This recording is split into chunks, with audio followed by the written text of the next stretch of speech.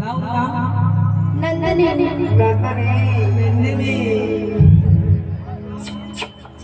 अरे कटोरी दूध भर आपका राजा जोर बर्तन के माजा आपका रानी तू तो है डीजल के पानी अब हमारा भाई के निकल होगा विचार के कभी को बचा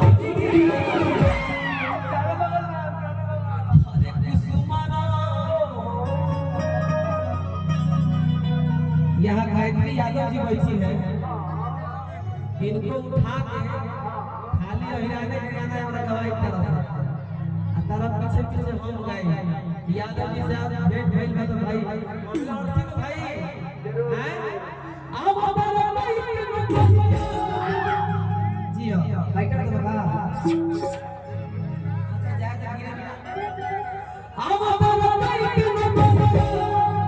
अरे की जा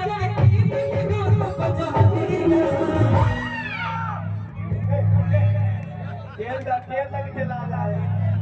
इन्हें देखा तो ये फेंक दे भोले कटर मिला लो भाई साहब हम मंच में बहुत खराब कलाकार है डांस के डांस कलाकार आप है सही है जी ओके अरे सुपर तनी सब लोग बोले सब लोग बोले एक साथ 5 गो 6 गो धामिन पर एगो शेर है रे कुसुमन सड़िया नाचा देगी कि बेला ऊंचे को करिया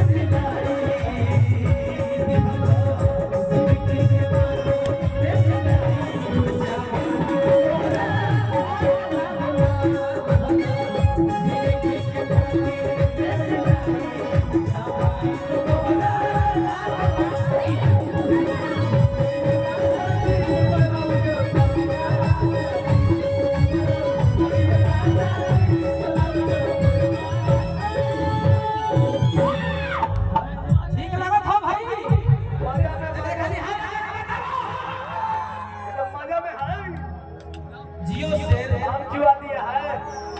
सीप चुरा मैं तो यही कहूंगा क्या कि जितने भी भोजपुरी के कलाकार हैं मैं इस मंच में बोलना नहीं चाहता हूं आज मेरे आंखों के सामने मेरे आंखों के सामने मॉडल हुआ है जब हम इस प्रोग्राम में आ रहे थे मेरे आंखों के सामने मैं बोलना नहीं चाहता इसलिए कि यूट्यूब का जमाना है हम लोग कुछ भी बोलेंगे तो बात फैल जाएगी लेकिन आप सबसे निवेदन है जितने भी भोजपुरिया समाज का भाई बनी जाते हैं सब